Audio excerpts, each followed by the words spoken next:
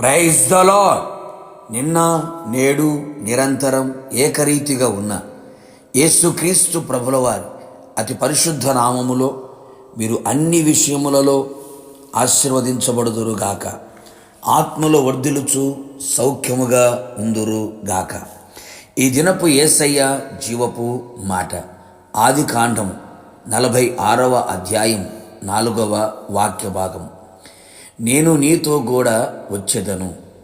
యేసయ్య మీదనే ఆధారపడి ఆనుకొని ఆయన నీడలో నిలిచి ఆయన పాద సన్నిధిలో నిత్యము ప్రార్థించుచు స్తుతించుచు యేసయ్య రాకడ కొరకు నిరీక్షణతో సాగిపోవచ్చున్న నా దేవుని పరిశుద్ధ దైవ జనాంగమ, నా యేసయ్య మారని దేవుడు, మార్పు లేని దేవుడు.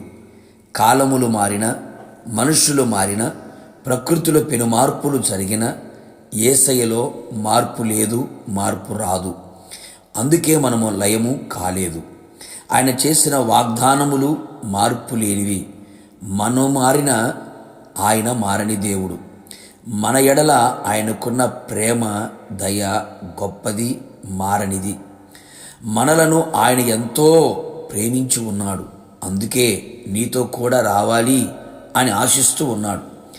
నీతో రావాలని ఎవరు ఇష్టపడకపోయినా నా యేసయ్య తుది శ్వాస విడిచే వరకు, ఆయన రాకడ వరకు, మన పోకడ వరకు ఆయన మనతో కూడా వచ్చే దేవుడై ఉన్నాడు.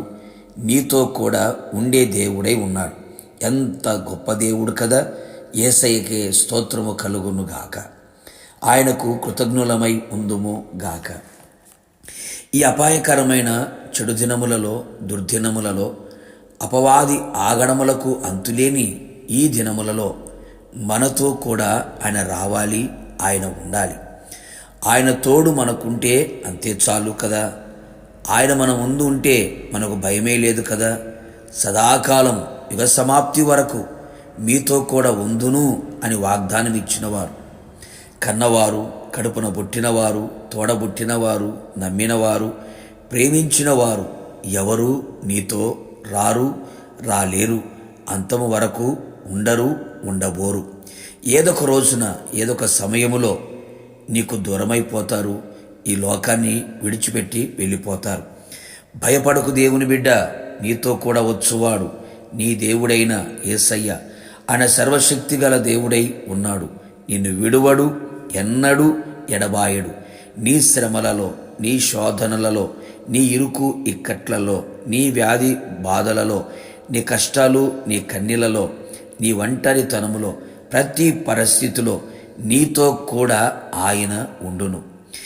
నీవు ఆయనను మాత్రమే ప్రేమించుచు, ఆయన చిత్తము మాత్రమే జరిగించుచు, ఆయన యందు మాత్రమే విశ్వసించుచు, ఆయన యందు మాత్రమే కనిపెట్టుచు, ఆయనకు మాత్రమే ప్రార్థించుచు, ఆయన వైపే చూచుచు, ఆయన అడుగు జాడలలో అడుగులు వేయుచు నీవు ఉండిన ఎడల నిశ్చయముగా నా యేసయ్య నీతో కూడా ఉండి నీకు ధైర్యమునిచ్చును, ఆలోచన చెప్పును, నీ మీద దృష్టి నిలుపును, నీవు నడవలసిన త్రోవ నీకు చూపించును, ప్రయోజనకర ఉపదేశము చేయును, నిన్ను ఆశీర్వదించును, నీకు ఆరోగ్యమును, ఆనందమును, సంతోషమును, సమాధానమును, అన్నిటిపైన జయమును, ఆత్మాభిషేకమును, ఆత్మానందమును కలుగు చేసి ఆత్మలో వర్ధిల్లునట్లుగా చేయును.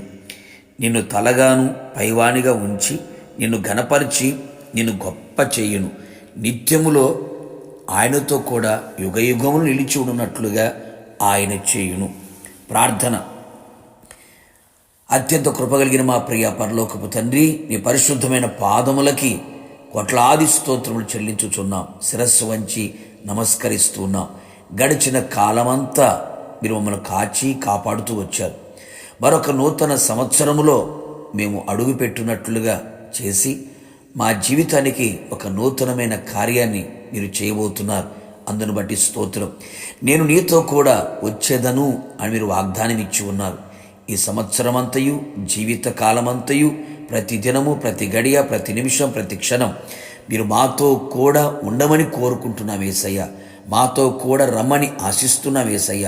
ప్రతి విషయంలో మీరు మాతో కూడా ఉండి అన్ని విషయంలో జయమును కలుగు చేసి అన్ని విషయంలో ఆశీర్వదించి మీ ఆగమమునకు మేము సిద్ధపడినట్లుగా కృతజ్ఞతాస్తుతులతో మిమ్మల్ని ఎదుర్కొన్నట్లుగా కృపదయ చేయమని యేసు నామములో అడిగి పొందుకొని ఉన్నాము తండ్రి, ఆమేన్. నిశ్చయముగా మీతోనూ మీ కుటుంబముతోనూ ఆయన వచ్చును గాక. God bless you.